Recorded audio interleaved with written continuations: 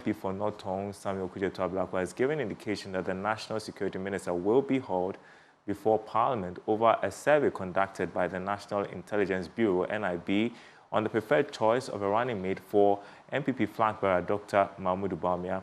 The leaked survey conducted among MPP delegates projected Energy Minister Matthew Poku-Prempeh as the most preferred choice. However, the NIB has been criticized for breaching its mandate. Speaking on Newsfile, Mr. Ablakwa said the Bureau has abused its office and must provide answers. Let's come to section 14, functions of the National Security Intelligence Agencies, the internal agency. So the internal agency in this case is the National Intelligence Bureau, which is busying itself about with MPP posts. This is its function under the law: to brief the President, the National Security Council, and any other relevant stakeholder on intelligence gathered internally relevant to the national security interests of the country. National security interests of the country. How does choosing Napo, Dumchum, or whoever become relevant to the national security interests of our country? B, monitor, collect, analyze, evaluate, retain, and disseminate in an appropriate manner information intelligence gathered internally and perform intelligence operations. They shall be responsible for counterintelligence and activities for the internal security and stability of the country. Intelligence gathered internally in order to prevent counter-violent extremism, including terrorism in the country. Serious mandate given to this body. And you go about conducting MPP polls with my taxpayers' money. How do they expect NDC members to feel? Neutrals to feel? With our taxes. That's what they are doing with our taxes. In the NDC, I'm aware that before President Mahama announced Professor Nana Jinopoku-Ajema, his spokespersons have confirmed that they conducted 4 polls. Those polls were conducted by private organizations. Ghana does not lack pollsters, credible ones at that. Take MPP money from MPP dues. Now, how much has been spent on this? Look, in the coming days, I'm going to haul the National Security Minister to tell us which part of the law allows our internal security agency that should be protecting us from counterterrorism. Look, all the reports I have seen as ranking member of the Foreign Affairs Committee, we ought to be worried. What is happening along the borders? Are you aware that all our neighbors have been hit with terrorism? All of them, not one. Togo was with us in the exclusive minority group of countries that have not been hit. They have been hit recently. So we have been asked to be on the red alert. We have been asked to even provide more resources to the security agencies. And this is what they are doing with the resources that we are providing for them. I've moderated a number of sessions over this terrorism and counterterrorism issues, and they give the indication that they are on the ground, they are doing their work. So this may just be something extra that it doesn't mean that they are doing this at the neglect of what they are supposed to do. No, but something. It doesn't even matter whether it's at the neglect. Should they be doing this? You are a respected lawyer. Show me any provision under the law which gives them this mandate. Why are they delving into partisan matters? Why? When you do this, are you not just getting everybody there to become an MPP functionary? Why are you looking for MPP delegates and interviewing them when you should be fighting counterterrorism, making sure that the stability, the territorial integrity of our country is protected? Is this your mandate? While political risk economist Theo Champon agrees the National Intelligence Bureau abused its office by conducting the poll.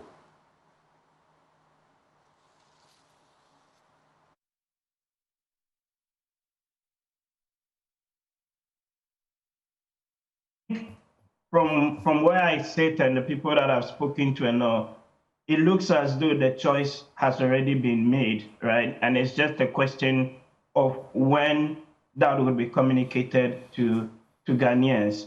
I've seen the NIB poll as well, and I'll come to some of the issues around that in terms of the timing, and I align with some of the points that Sami has actually made. You know, should we or should our security agencies be wasting their time, you know, conducting such polls when there are bigger issues of terrorism to fight?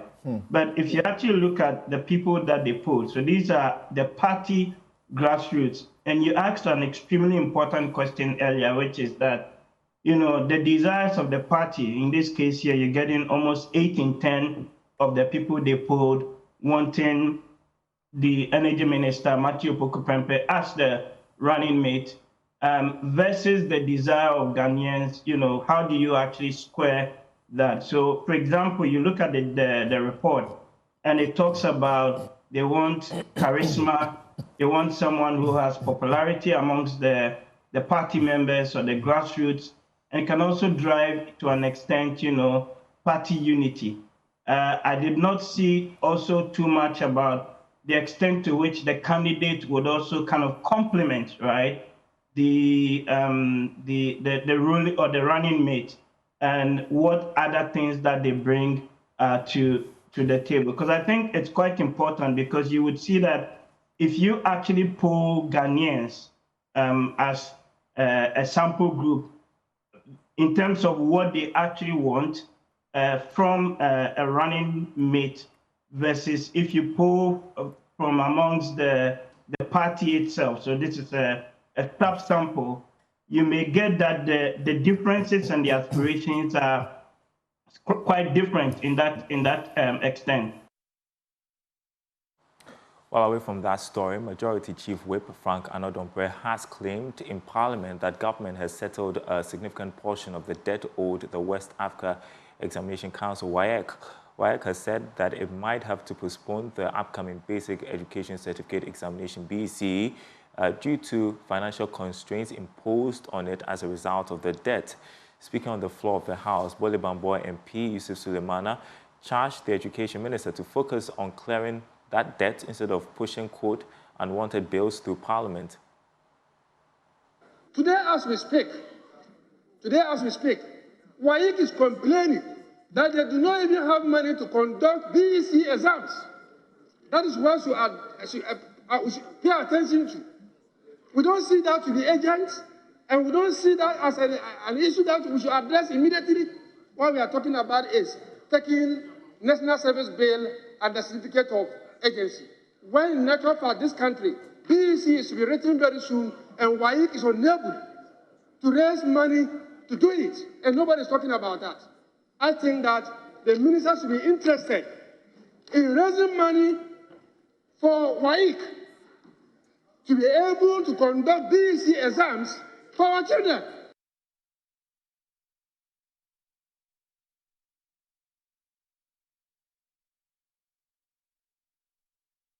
But the Majority Chief Whip, Frank Annoh-Dompreh, offered a clarification, claiming he has been informed, together with the minority leadership, that up to 80 million cedis out of the almost 100 million debt had been cleared. Matter of releasing to WAEC, Chief Whip will bear me out. When this morning we came to the chamber, the ranking member raised it, and I have details of it here. No, you are not listening. Please come. He raised issues about releases to WAEC for the conduct of exams. And the ranking member, the respected ranking member, gave me copies.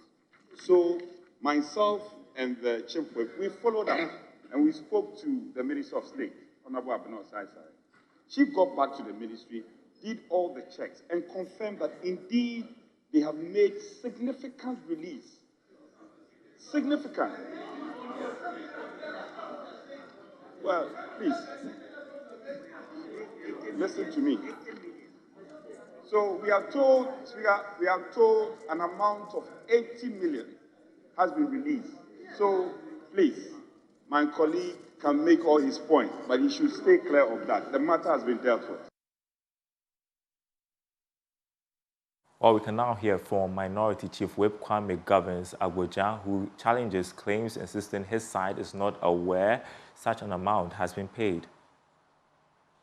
And the Majority Chief Whip, in explaining whether monies have been released for this year's BEC, said that myself and others were here when our colleague, the minister responsible for finance, verbally told us that she has worked on some money to be released in 2 tranches to WAEC. What I heard her saying, without any evidence, was that some monies were paid to WAEC yesterday, and some will be paid today, and it's about 40 million. The point of the ranking was that on this paper that he gave a copy, he gave the 2 of us a copy, what is owed WAEC for BEC is 93 million Ghana cedis. So if you pay even 40 million, you are just almost halfway. So I am not aware he said 80 million. If they paid him 80 million, fine, because I saw her insisting we paid 40-something million and it's the total amount of money. So what they are supposed to receive is 93 million. So I just want to put it on record that I am not aware that all the monies owed WAEC has been paid. I'm not aware of that. Now, the Medical Laboratory Professional Workers Union, MELPO, has temporarily suspended its strike. The strike, which commenced on Monday, June 17, over better conditions of service, severely affected quality health care delivery, leaving many patients needing lab services stranded. At a news conference, the union said members are expected to return to work on Monday, June 24, to prepare their materials and officially begin rendering services on June 25. Michael Ashale has more in the following report. On Monday, June 17, members of the Medical Laboratory Professional Workers Union laid down their tools over government's inaction regarding their conditions of service. For patients, this came at a huge inconvenience. They say I should come and do lab, but since yesterday, nobody's here. There's people here, but they... I'm a holding heart patient. I came to do the lab. They said they are on strike. And the amount they gave me was 120 cedis. Many of these patients were left with no other option than to resort to private labs, which came at an exorbitant rate.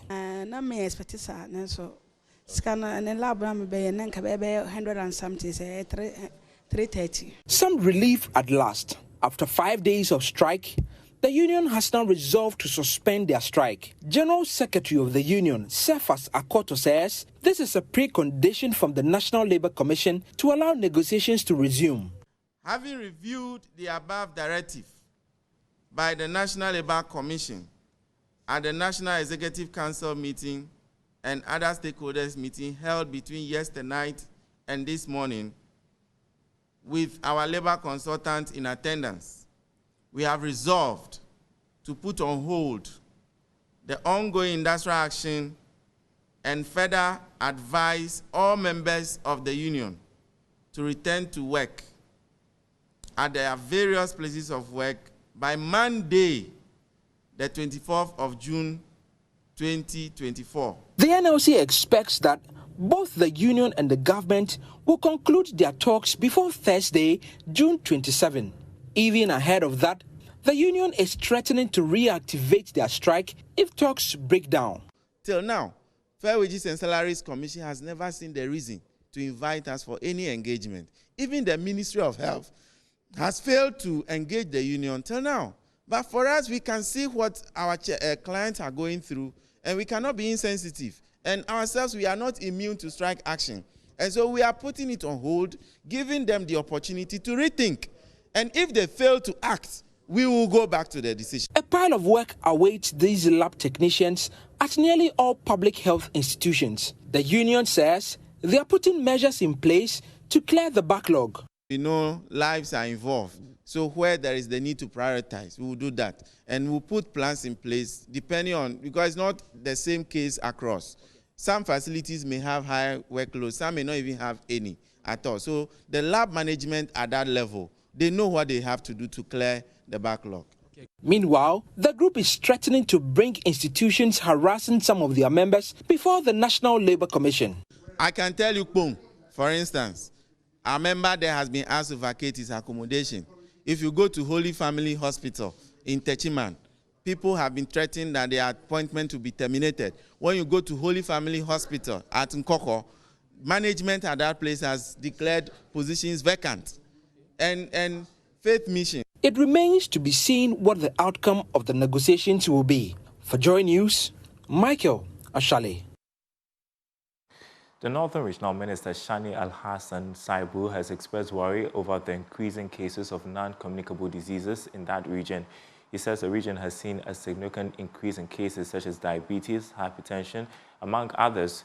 The minister said this in a speech read on his behalf at the launch of this year's Good Life Health Fair in Tamale. The Good Life Health Fairs is an initiative under the USAID as a relating social and behavior change being implemented in the northern and northeast regions of Ghana by the Ghana Health Service, Savannah Signatures, and other consortium partners to reduce the disease burden across multiple health areas, generate demand for an increase in the uptake of health service facilities, whilst creating supportive environment for behavior change. Addressing the gathering, a Deputy Regional Coordinating Director, Sherifatu Jima, who read the minister's speech, said the region has seen an increase in non-communicable diseases.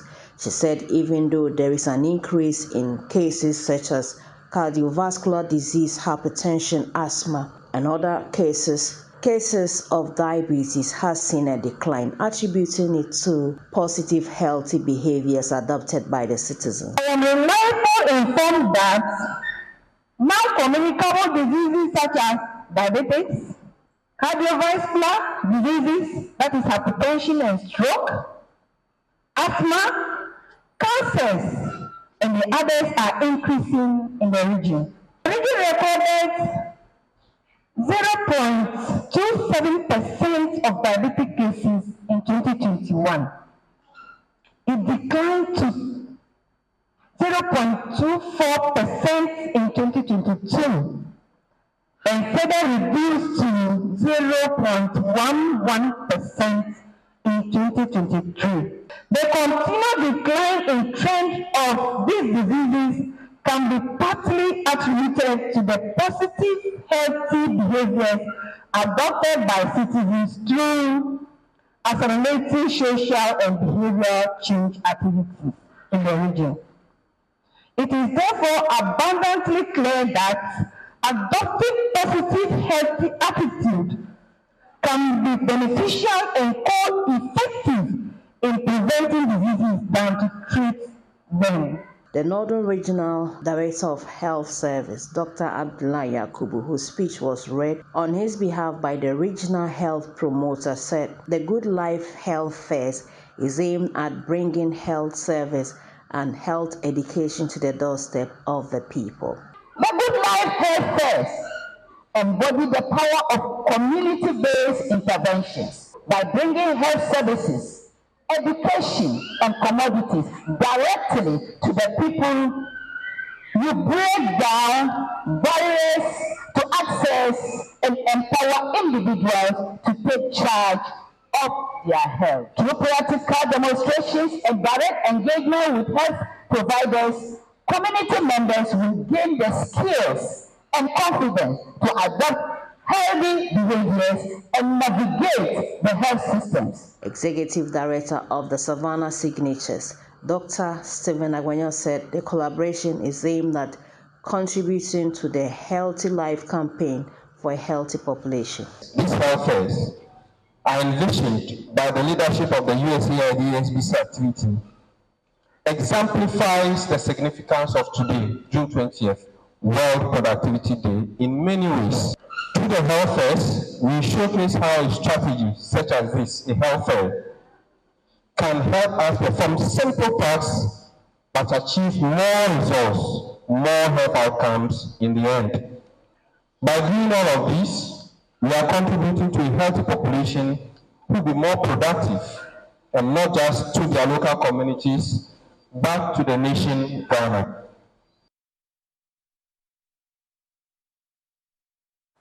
Now, increasing zoonotic diseases and environmental contamination endanger public health, demanding closer collaboration between human and animal health practitioners. Experts at the Kwame Nkrumah University of Science and Technology have observed the emerging encroachment of wildlife diseases on human populations. Veterinary surgeon and Deputy Director of the National Food Safety Lab, Dr. Benjamin Kisi-Sasso, is highlighting the urgent approach, which underscores coordinated efforts by animal and health. human health practitioners to address zoonotic situations. Here's more in this report. The world is currently battling massive disease transfers from animals to humans. The emergence of rabies, Ebola, bird flu, and Lyme diseases brought the world on its feet, underscoring the encroachment of known animal diseases on humans. This phenomenon exposes the fragility of isolated practices of human health and animal health, the boundary between veterinary and human health practice. The One Health approach promises an interdisciplinary collaboration that sets up effective systems of detection and response to zoonotic diseases. Veterinary surgeon Dr. Benjamin Kisi says adopting the One Health approach will ensure the effective protection of all species. Currently, with the diseases that are coming from animal to human, and we are having issues of environmental playing a role, like calamity. The chemicals will get to water body, fishes will get to consume them, we humans will go in for them. We also have the environment in terms of the forest being destroyed, and the man is getting closer. So the diseases that are in the wild are now even getting closer. Man as it is may be doing things that is impact on the environment, which later tend to bring issues against him or herself. So that's why these are boundaries that exist. So currently, we, the animal health sector, need to collaborate with the human health and environment, like business, or visit the farms, or do inspection of meat. But this time around, bring out solutions to these are boundaries that are existing, that together we want to help break. And this is what I presented to them, for them to be reassured that their way of taking as they are going through their cannabis taste will change. And I ended by saying that we can't build a future for them, but we can build them for the future. Like currently we are planning for this campaign for 6 months. I started from July to December. Why? Ghana has signed to a chapter that by 2030 we should eradicate rabies in Ghana. The sad reality is that just last week we had a case, this morning there's a case in the Ashanti region. So these are boundaries that we need to try to break. Dr. Benjamin was speaking on the theme Veterinary Medicine, Breaking New Boundaries Through One Health during the 9th White Coat ceremony of the School of Veterinary Medicine at the Kwame Nkrumah University of Science and Technology. The ceremony saw the passing of 80 students at the school, which offers a 6-year Doctor of Veterinary Medicine program. Dean of the School of Veterinary Medicine, Professor Benjamin Emikpe, admonished graduates to maintain professionalism to excel in the animal health practice field. Which every student must be able to know the principle of transformation, the principle of documentation, the principle of doing it yourself to attain a professional that professional knowledge, to be able to pass that to other incoming veterinarians. Reporting for Joy News, my name is Clinton Yeboah. While some more health-related stories for you, the Christian Health Association of Ghana has engaged close to 2,000 management members of its health facilities to take decisive steps towards the full adoption, ownership, and institutionalization of the Safe Care Quality Improvement Program. Farm Access Ghana, in partnership with CHAG, uses the Safe Care standards to benchmark and improve the quality of care across its network of facilities. This collaboration aims to ensure healthcare services provided at CHAG facilities meet international quality standards, thereby improving patient outcomes and overall healthcare delivery in Ghana. Annoh-Dompreh has more. The world is currently battling massive disease transfers from animals to humans. The emergence of rabies, Ebola, bird flu, and Lyme diseases brought the world on its feet, underscoring the encroachment of known animal diseases on humans. This phenomenon exposes the fragility of isolated practices of human health and animal health, the boundary between veterinary and human health practice. The One Health approach promises an interdisciplinary collaboration that sets up effective systems of detection and response to zoonotic diseases. Veterinary surgeon Dr. Benjamin Kisi says adopting the One Health approach will ensure the effective protection of all species. But currently, with the diseases that are coming from animal to human, and we are having issues of environmental playing a role, like calamity, the chemicals will get to water body. World Health Organization, about 3 million people die in the world annually from unsafe care. 1 in 10 patients is harmed in the process of seeking care, while an average of 7 million people die in low and middle income countries from unsafe care. This underscores the need for quality health care to reduce the preventable death due to poor service delivery. Speaking at the forum, Executive Director of CHAG, Dr. Peter Yeboah, said that member facilities are now regarded as the game changers in quality-based healthcare delivery in Ghana. In an era of evidence-based or evidence-informed medicine,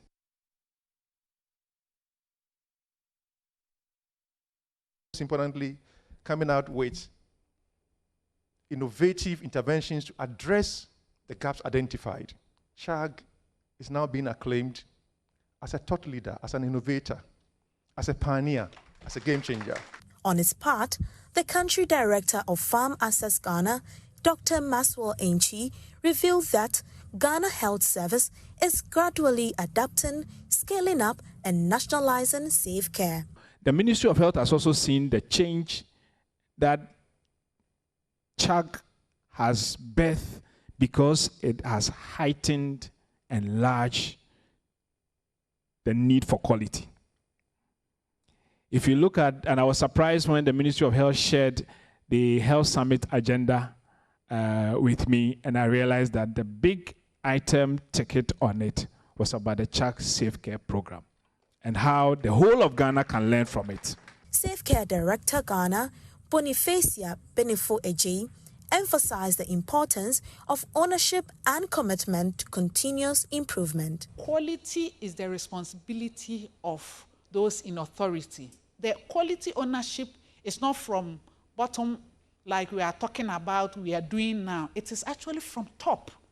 The leadership of quality is from top. Deputy Executive Director of CHAG, Dr. James Dia, further encouraged the facility owners to ensure a sustained implementation, ownership, and institutionalized safe care. Co-opt the heads of the unit into management. So you can have, if you have the tripartite or whatever it is, you can have one of them add additional role of management member in charge of quality, so that he will work with the quality manager and talk about issues of quality, so that anytime he or she comes for management meeting, bring the issues of quality for discussion. With continued support and commitment from facility managers, the sustainable adoption of safe care standards promises a future of safer and more reliable healthcare services in Ghana. Leadership of Al-Sunnah Al-Jama'ah in the Techiman municipality in collaboration with Darul Tawhid Institute has donated medical supplies worth thousands of Ghana cedis to the Holy Family Hospital as part of activities to mark this year's Eid al-Adha festivities. The move, according to Chief Executive Officer of Darul Tawhid Institute, Dr. Mohammed Abu Dujana Bashar, is to help complement healthcare delivery in the area. And Asabed has more. The one who is sick and serving him is an act of charity. The Prophet of Islam is reported to have said that whoever removes a worldly hardship from a believer, Allah will remove one of the hardships of the day of resurrection from him. It is against this backdrop that the leadership of Al-Sunnah al-Jama'ah in Techiman, together with the Darul Tawhid Institute of Tamale, visited the Holy Family Hospital to visit the sick, as well as donate medical supplies worth tens of thousands of Ghana cedis to aid healthcare across the facility. Dr. Muhammad Abu Dujana Bashar is the Chief Executive Officer of Darul Tawhid Institute. Quran and Rasul Sallallahu Alaihi Wasallam he always called for humanity and also assisting the needy and assisting people as a whole. So we find it very important to come and give out something small to get our brothers who are suffering from illness, to give out something that could assist and get them good medical care. Dr. Budujana, who together with the team observed a prayer session for the admitted patients, charged Muslims to live in harmony with other religious sects as the Deen teaches in order to strengthen peace within the society. It's good as a Muslim to make it known to general public that we don't discriminate, we don't fight between non-Muslims and whatever. We are all human, and Islam is calling for peace. Islam is calling for peace between Muslims and non-Muslims. That's why we deliberately choose Holy Family, which is a Catholic hospital, to come and give out this, to give a signal that Muslims have no problem with non-Muslims. We pray that may Allah prevail peace among people. The facility, on the other hand, expressed gratitude for the donations and appealed to the general public to emulate same. Catherine Yamenu is a matron here at the Techiman Holy Family Hospital. On behalf of the management, entire staff, and then the patients, we say a big thank you for this kind gestures you have shown to us. We are overwhelmed that they didn't select any Muslim hospital to attend, but rather come to Holy Family Hospital. This shows that we are one in everything. So we thank you very much. We ask for more. The items donated includes adult and baby diapers, liquid soaps, toilet rolls, cleaning detergents, thermometer guns, 200 bags of water, packs of tissue papers, medical supplies, amongst others. Anna Sabit, Joy News, Techiman. All right, welcome back to Joy Newsroom. We begin this next part of the bulletin from the Oti region, where the Apeso Kubi Traditional Council has called on the government to intervene and prevent what it describes as potential communal violence if a group of people known as the Apeso are not brought to order. At a press conference held in Accra, the paramount chief of the Apeso Kubi Traditional Area, Okwajaman Asiedu Kuram II, refuted statements made by some individuals from the Apostle group, labeling them as blatant falsehoods. The council, using historical maps and court judgments, insisted that the Apostle group's attempts to distort facts could lead to conflict if not immediately addressed by the government. The council alleged that the group is attempting to extend the boundaries of Togo into Ghana, thereby laying claim to the Apeso Kubi Traditional Area. Here's more. The records to reflect, as it has been in the past, that the town is called Apeso Kubi and the area is Apeso Kubi Traditional Area. Conclusion. It is unfortunate, frustrating, and most regrettable that the hospitable nature of the Akan indigenous citizens in the Apeso Kubi Traditional Area is being taken for granted and repaid with shameless ingratitude by the Apostles. Clearly, the entire Apostle project is founded on delusional beliefs characterized by false narratives and plain propaganda, which are contrary to the reality borne out in incontrovertible documentary evidence. We have provided incontrovertible oral and documentary evidence verifying the names of towns under the Apeso Kubi Traditional Area and cession to the Apeso Kubi stool and succession to the Apeso Kubi stool from pre-colonial era, that is before 1896, through colonial era between 1896 and 1957 to post-independence era, that is 1957 to date. We challenge the Apostles to provide their alternative records to refute the facts that we have provided, to substantiate their numerous allegations, which are based on fabricated oral evidence, which are all lies.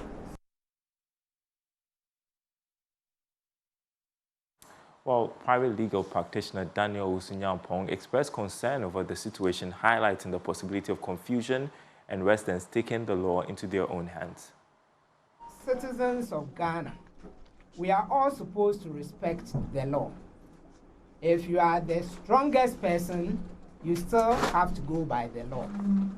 Unfortunately, the activities of these apostles in the Apisokubi and Apisokubi traditional area always foment trouble.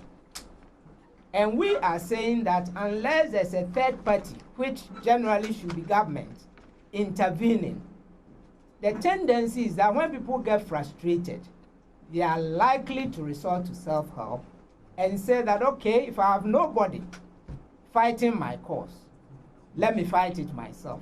That is when the chaos you mentioned will come in. So that request to government to intervene is to preempt the possibility of communal violence. Next, let's do some national science and math quiz news. Bolgatanga Girls SHS is returning to the national tournament of the quiz competition after a 4-year miss-out. The school, following its last national participation in 2019, has suffered consecutive defeats at the regional qualifiers. But the virtuous ladies in the Upper East Regional Capital, like a resurrected phoenix from its ashes, are aiming to soar higher in this year's competition. Emmanuel Bright Kweko reports from Bolga.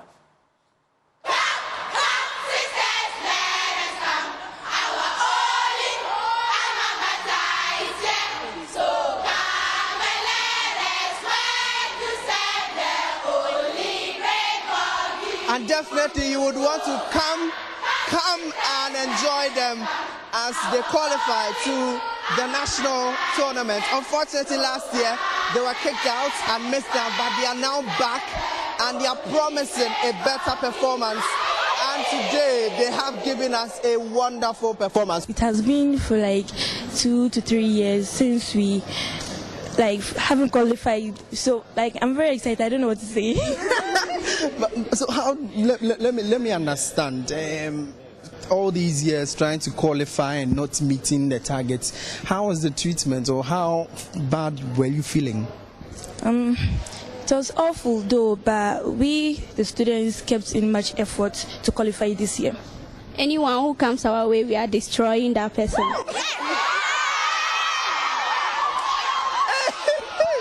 You are destroying them? Yes. With what? What do you have that you are going to destroy them with? They don't have anything, but the weapons are with us. Our teachers are our weapons. I want to tell those guys down there that we're seeing those ladies from the north here, and we are announcing before them. I want to tell them that right now we are boot for boot. Whether Prempeh, College, Presec, St. Louis, or whatsoever, we are in for them. Going to destroy them? Yes, please. We are going to demolish them. Demolish them? Yes, please. Yes. We are going to dismantle them. In fact, as we are here, we are just on heat. Yes. We are going to tear them all apart. We have bounced back and was want to strike hard and get to the national level and crown and an enviable position at the national level. So what's your target this year? Well, our target is at least at worst to get to quarterfinals. Okay. Yes. Just the quarterfinals. But that is it. Whilst we are bouncing back, we hope to get to that level and probably to win the national crown if God actually help us. Getting to the seeded school, so it's so easy like that too. It's not as easy, but don't forget that at least we are also now bouncing back and want to come strongly. In fact, what they did today, in fact, there's no words to describe these things. In fact, I'm just happy. I don't even know what to say. You know what I'm saying? In fact, because since 2019, I've been watching Bogis on television, and now finally Bogis is back on the right track. This is where Bogis belong to, and we pray that the Almighty God will take us far. The train is not stopping anytime soon. In fact, this is the beginning. We are going to tear the rest into pieces. Market on the wall. So that's a teacher and the students from Bolgatanga Girls SHS, and they have qualified to the nationals. And the last time they were there was somewhere in 2019, but they've qualified yet again. And they tell me they are coming back just as a phoenix and expect them with fireworks. They tell me they are going to tear them down into pieces. Reporting for Joy News, my name is Emmanuel Kweko. Thank you. Welcome to business. The Ghana Stock Exchange has kick-started a significant step towards expanding financial inclusion. Managers of the BERS have launched over-the-counter trading targeting rural banks as well as small and medium-sized enterprises willing to do business with the exchange. This new product is a platform for trading of securities that are not listed on the Ghanaian Bourse. Managing Director of the GSE, Annoh-Dompreh, is confident that this move will support growth in the capital market. She also called on entrepreneurs to take advantage of the platform. The new platform is part of the General Master Plan for the Securities and Exchange Commission, together with the Ghana Stock Exchange, to grow the country's capital market. The over-the-counter market is expected to attract rural and community banks, which are not listed on the stock exchange, to have an opportunity to trade their shares. Speaking to journalists, Managing Director of the Ghana Stock Exchange, Annoh-Dompreh, disclosed that the move will strengthen the operations of the banks as well as give investors some options. Again, the GSE provides a very important governance framework for these banks. So as they come to the GSE, we think some of the best practices of governance, stronger governance that ensures growth and sustainability of the business, will come to rub off on many of these companies. So our hope is to organize this market, let investors benefit, but also let the companies benefit, and essentially the ultimate beneficiary is our communities, it's our SMEs, it's all Ghana who will benefit from this platform. Chief Executive for the ARB Apex Bank, Alex Kwesi Iwa, welcomed the development and described it as an opportune moment for rural banks to raise capital. Much excited that this opportunity has been opened to us, as you all know, because none of our banks is listed on the Ghana Stock Exchange. There is no opportunity for us to trade in our shares, but with this platform, we thank the Ghana Stock Exchange so much, and then the Securities and Exchange Commission for granting this permission for this to happen. And we believe that for us to get our banks on this platform, their shares can be tradable, and investors who want to invest, can come to this market and then invest. And those who want to offload their shares also will have the opportunity to offload the shares and get the liquidity that they need. All the rural and community banks are expected to register and be part of this new platform. Ecobank Ghana, in partnership with Adansi Travels, has launched a Travel Now, Pay Later package, which will enable individuals to travel to preferred destinations fully financed by Ecobank. The package will require individuals to pay back the loan in 18 months. According to Head of Consumer Products at Ecobank, William Danso Abiem, the initiative is aimed at promoting local and international tourism.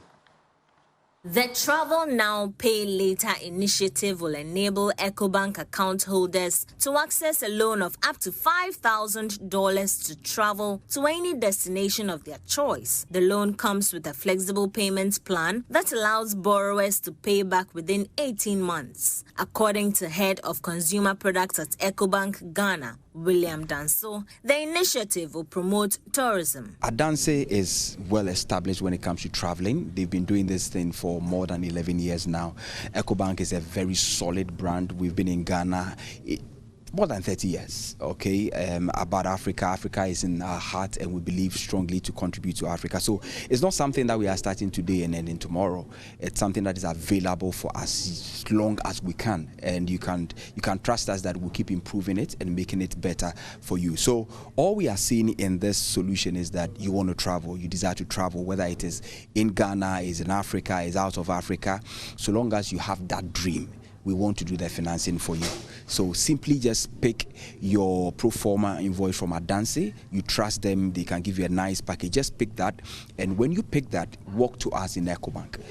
We have a form for you to complete, and once you complete that form, we would take the cost of the trip.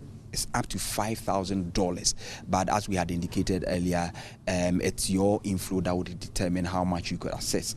Chief Executive of Adansi Travels, Gideon Asare, urged the public to take advantage of the offer to enhance their travel experience. One of the key barriers for travel has to do with cash. And so to get the opportunity for a bank to partner, said that you take care of that headache so that you can travel, makes everything. There are times that you want to make a trip, and when you have to delay in the booking, the cost of the trip goes up. But now the trip paid for you, and then the the money spread for you up to 18 months. And they're also giving up to $5,000, which is equivalent to about 75,000 cedis, which can take care of a family trip to many destinations. So I think it's a great partnership, and we look forward to the public receiving it as such and taking advantage of it. The bank also urged individuals to ensure that they have good credit histories in order to qualify for the loan. And that's the Joy Newsroom. There is more news on our website, myjoyonline.com. My name is Darryl Kwao. Thanks for watching.